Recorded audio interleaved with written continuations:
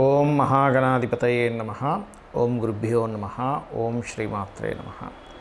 పరమేశ్వర స్వరూపమైనటువంటి జ్యోతిష, వాస్తు మరి ఇతర అనేకమైనటువంటి శాస్త్రములను మనకు అందించినటువంటి మహర్షులకి నమస్కారం. హయగ్రీవ హయగ్రీవ హయగ్రీవేతి యో వదేత్ తస్య నిస్సరతే వాణి జనుకన్యా ప్రవాహవత్. అరుణాం కరుణాతరంగితాక్షీం ధృతపాశాంకుశపుష్పబాణచాపాం అనిమాదిభిరావృతాం మయూకైః అహమిత్యేవ విభావయే భవానీం. శ్రీమాత్రే నమః. ప్రేక్షకులకి ఆ లలితాంబిక అమ్మవారి యొక్క అనుగ్రహం పరిపూర్ణంగా కలగాలన్న స్ఫూర్తి కోరుకుంటూ మనం ఈరోజు ఆగస్టు మాసంలో ద్వాదశ లగ్నాల వారికి మరియు రాసుల వారికి ఏ విధంగా ఉండబోతుంది, ఎటువంటి విషయాల పట్ల మీరు జాగ్రత్త వహించాలి, మరియు ఏ దేవతారాధన చేసుకోవాలి, ఏ విషయాల్లో బాగా కలిసి వస్తుంది అనేటువంటి విషయాలు చెప్తుంది నేనైనప్పటికీ కూడా చెప్పేసిన సాక్షాత్ లలిత అమ్మవారిగా భావిస్తూ ముందుగా అసలు గ్రహస్థితి ఎలా ఉంది. మనకి శని బుధుడు ఇద్దరు వక్రించున్నారు. ఈ యొక్క బుధుడు ఆగస్టు 11కి వక్రత్యాగం అయిపోతుంది, కానీ శని మాత్రం ఇంకో 4.5 నెలలు వక్రగతిలోనే ఉంటారు, 4 నెలల పాటు.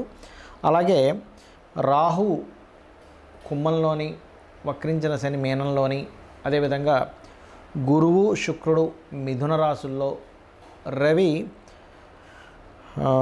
దాదాపుగా ఈ కర్కాటకంలో 17వ తేదీ వరకు ఉండి 17వ తేదీ నుంచి కర్కాటక నుంచి సింహంలోకి మారుతాడు. బుధుడు కర్కాటకంలో ఉండి ఇందాక నేను చెప్పినట్టుగా వక్రించి ఉన్నాడు. బుధుడు 11వ తేదీ వరకు వక్రించి ఉండి 11 తర్వాత స్ట్రైట్ అవుతాడు. అంటే వక్రించి ఉన్నప్పుడు తన ఓన్ హౌస్ మీద తన యొక్క ఎఫెక్ట్ పడుతుంది. కన్యా మనకి సింహంలో కేతు ఉన్నాడు. ఇక ఈ చంద్రుడు కనుక చూసుకుంటే 1వ తేదీ నుంచి కనుక చూసుకుంటే తులారాశి నుంచి మరలా ఒక 12 రాశులు తిరుగుతాడు ఈ నెల, తులారాశి నుంచి మొదలుపెట్టి.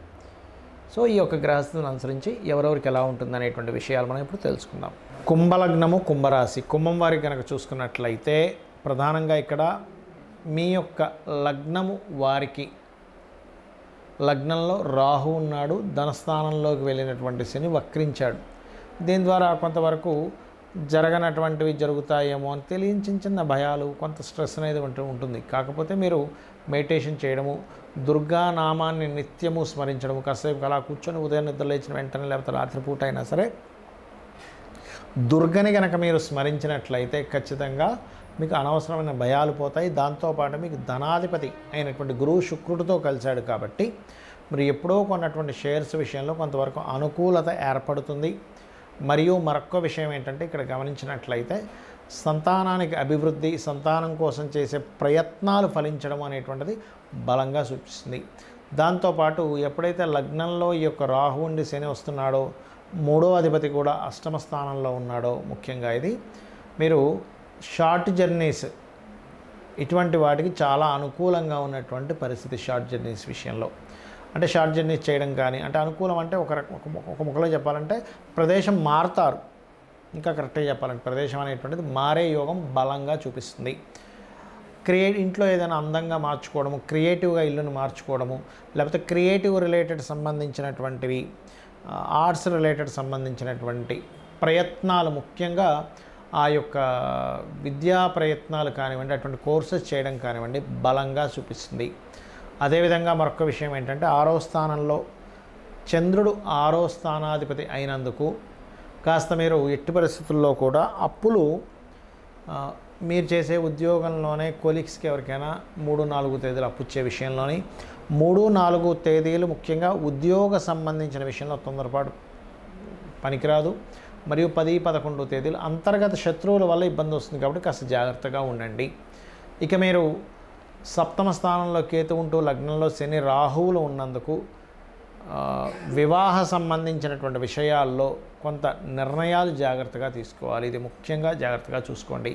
ఇక మీరు చేయవలసినటువంటి దేవతా ఆరాధన దత్తాత్రేయుడిని, అమ్మవారిని ఎక్కువగా ఆరాధించండి. మరొక విషయం ఏంటంటే ఈ యొక్క పంచమంలో 2 గ్రహాలు ఉన్నాయి కదా, షేర్ మార్కెట్లోకి వెళ్ళిపోతాం అనుకుంటారు. అలా కాదు. ఎవరికైనా షేర్ మార్కెట్లో బాగా కలిసి రావాలి అంటే వాళ్ళ జన్మజాతకంలో 2, 5, 8, 11 స్థానాలు బాగుండాలి. మంచి ధనయోగం ఉండాలి జన్మజాతకంలో. ఒక్కటైనా కనీసం నీచభంగ రాజయోగం కానీ విపరీత రాజయోగం కానీ ఉన్నట్లయితే అద్భుతంగా ఉంటుంది. అయితే మీరు లలిత దక్షిణామూర్తి యొక్క ఆరాధన చేయండి. ఉదయాన్ని నిద్రలేచి వెంటనే దుర్గా ఆరాధన చేయండి. గోవులకి బెల్లం తినిపిస్తూ ఉండండి. అన్ని విధాలా మీకు బాగుంటుంది.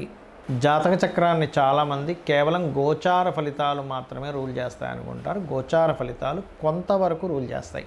మిగతా నవగ్రహాలు ఇక్కడ చాలామందికి ఏంటంటే అపోహ, ఏమంటే శనే బాధని ఇస్తాడు అనుకుంటారు. కాదండి, ప్రతి గ్రహము కూడా మనకి చక్కగా మంచి పని చేసి పెడుతుంది, ఇబ్బంది ఇస్తుంది. అంటే ఎలాగా ఇబ్బంది అంటే తన స్వయంగా తన ఇష్టం వచ్చినట్టుగా ఇవ్వడం కాదు, మన కర్మ పూర్వజన్మలో చేసుకున్నటువంటి కర్మ ఆధారంగా ఆ యొక్క ఫలితాలు జరుగుతూ ఉంటాయి, గుర్తుపెట్టుకోండి. అయితే ఇక్కడ మీరు గమనించినట్లయితే చూసుకోండి, మనకి నవగ్రహాలు రవి నుంచి కేతువు వరకు ఆ ఉన్న కండిషన్ బట్టి, అంటే ఉదాహరణకి మీరు లైఫ్లో ఎప్పుడు బాగా డిప్రెస్గా ఉంటున్నారు, ఎదగలేకపోతున్నారు అంటే మొట్టమొదటిగా మీ లగ్నాధిపతి ఎవరో గుర్తించండి. లగ్నాధిపతి ఎవరో ఆ యొక్క అధిష్టాన దేవతకి దీపారాధన చేసుకోవడము, లేకపోతే 12 లగ్నాల్లో ఏ లగ్నం అయిందో ఆ గ్రహానికి దీపారాధన చేస్తే ఖచ్చితంగా మీరు పేరు ప్రఖ్యాతులు సంపాదిస్తారు. దాంతోపాటు రవిగ్రహం ఎలా ఉందో చెక్ చేసుకోవాలి. మీకు మీరుగానే చూసేసుకోవచ్చు. ఇది మనమేమి దాని గురించి పెద్ద లక్షలు వేలు ఖర్చు పెట్టాల్సిన అవసరం లేదు. మీకు మీరుగానే నెట్లో కొడితే మీ లగ్నం ఏంటంటే డేట్ ఆఫ్ బర్త్ టైం కొడితే మీ లగ్నం వచ్చేస్తుంది. మీది పలానా లగ్నము, మీ లగ్నానికి అధిపతి దాని వస్తుంది. అంటే ఇప్పుడు మీకు తెలియదు అనుకోండి, ఉదాహరణకి మేషము అనుకోండి, మేషానికి వృశ్చికానికి కుజుడు కుజగ్రహం దగ్గర, వృషభానికి తులాకి శుక్రుడు, బుధుడు మిథునానికి కన్యకి బుధుడు, కర్కాటకానికి చంద్రుడు, సింహానికి రవి, ధనుర్మీన లగ్నాలకి గురువు, రాసైన లగ్నమైన గురువు అవుతాడు. మకరము మరియు కుంభానికి శని. దీంతోపాటు లగ్నంలో ఒకవేళ రాహు కానీ కేతు కానీ ఉంటే వాటికి కూడా చేసుకోవచ్చు. లగ్నంలో ఏదైనా గ్రహం ఉంటే ఆ గ్రహ ఆరాధన, ఆ గ్రహానికి దీపం పెట్టుకుంటే కూడా మీరు లైఫ్లో ఎదుగుతారు.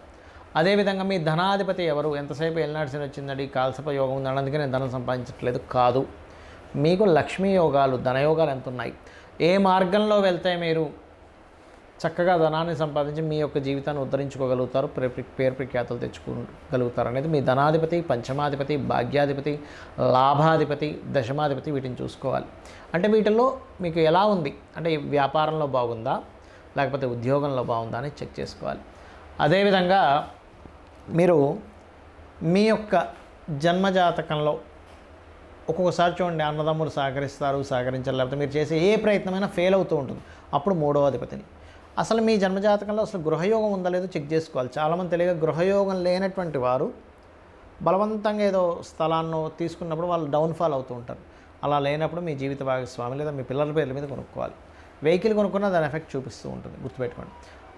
ఒక యోగం ఎప్పుడుంది, ఎప్పుడు తీసుకోవాలనేది ఒక ఎత్తు అయితే ఉంటే కనుక అందులో ఏ ఫేసింగ్ తీసుకోవాలి, ఫేసింగ్ ఈజ్ మోస్ట్ ఇంపార్టెంట్. ఇక్కడ 4 ఉండేటువంటి ఈస్ట్ వెస్ట్ నార్త్ సౌత్ 4 మంచివే, కానీ మీకు ఏది పనికి వస్తుంది ఈజ్ మోస్ట్ ఇంపార్టెంట్. అదేవిధంగా సంతాన అభివృద్ధికి ఏం చేయాలి, మీకు వివాహ సంబంధించిన సమయాలు ఎప్పుడు కరెక్ట్గా ఉన్నాయి, ఎప్పుడు సరైన సమయాలు కదా తెలుసుకొని వివాహం చేయాలి. ఊరికే పాయింట్లు కలిసాయి ముహూర్తాలు పెట్టేసుకుందాం ఇవి కాదండి, గుర్తుపెట్టుకోండి. అలాగే ఆకస్మిక సంఘటనలు మీ లైఫ్లో ఏమైనా ఉన్నాయా, మీ అష్టమాధిపతి చెప్తాడు. అష్టమాధిపతి ఎంత పాడైతే ఆకస్మిక సంఘటనలు ఎక్కువ జరుగుతుంటాయి వాళ్ళ లైఫ్లో. 9th లార్డ్ అంటే మీ యొక్క భాగ్యాధిపతిని బట్టి మీ తండ్రులు గురువులు యొక్క సపోర్ట్, దైవానుగ్రహం 9వ స్థానంలో ఉంటుంది. వృత్తి 10వ స్థానం. ఎక్కడ వృత్తి చేయాలి, ఇక్కడ విదేశాల్లోనో వేరే రాష్ట్రంలోకి వెళ్తే సెట్ అవుతుంది అనేది మీ పర్సనల్ చార్ట్లో ఉంటుంది. అలాగే వ్యాపారం చేయాలా వద్దా, వ్యాపారాల్లో లాభాలు వస్తాయా లేవా, అసలు వ్యాపార యోగం ఉందా లేదా, మీ బుధుడు మీ లాభాధిపతి బట్టి. మీ ఇన్వెస్ట్మెంట్స్ ఏమిటి, మీరు విదేశాలకు వెళ్తారా వెళ్ళరా, తండ్రి యొక్క ఆస్తికి సంబంధించిన విషయాలన్నీ 12వ స్థానంలో ఉంటాయి. అయితే ఇక్కడ మీరు ఒకటే గుర్తుపెట్టుకోండి, మీ జన్మజాతకంలో ఏ మహాదశ ఏ అంతర్దశలు నడుస్తున్నాయి, తద్వారా మీకు ఏ ఫలితం వస్తుందో చూసుకొని, ఒకవేళ మంచి ఫలితం అయితే హ్యాపీగా ఉంటూ, ఒకవేళ ఏదైనా ఇబ్బందికరమైన ఫలితం వస్తున్నప్పుడు ఆ గ్రహానికి సంబంధించిన దానము, ఆ గ్రహానికి సంబంధించిన స్తోత్రము, ఆ గ్రహ అధిష్టాన దేవతకి చక్కగా ఇంట్లో నమస్కారం చేసుకోవడం, దీపం పెట్టుకోవడం చేసుకుంటే సరిపోతుంది. అంతకుమించి మీరేమీ కంగారు పడాల్సిన అవసరం లేదు, భయపడిపోవాల్సిన అవసరం లేదు. కాకపోతే మరీ తీవ్రంగా ఉంటాయి కొంతమందికి, వారి దగ్గర ధనం ఉంటుంది. అలాంటి వారు ఏ హోమమో ఇంట్లో చక్కగా సత్యనారాయణ వ్రతమో, చండీ హోమమో, లేకపోతే గణపతి తర్పణమో, మీకు సుదర్శన హోమం, మీ ఇష్టదేవత 4 డబ్బులు ఉన్నాయని నేను చేయించుకోగలను. కానీ ధనం లేకుండా ఏదో అమ్మో డబ్బులు పెడితేనే కానీ భగవంతుడు కనికరించడు, గ్రహం కనికరించదు అనుకోని మాత్రం ఎప్పుడూ అనుకోకండి దయచేసి.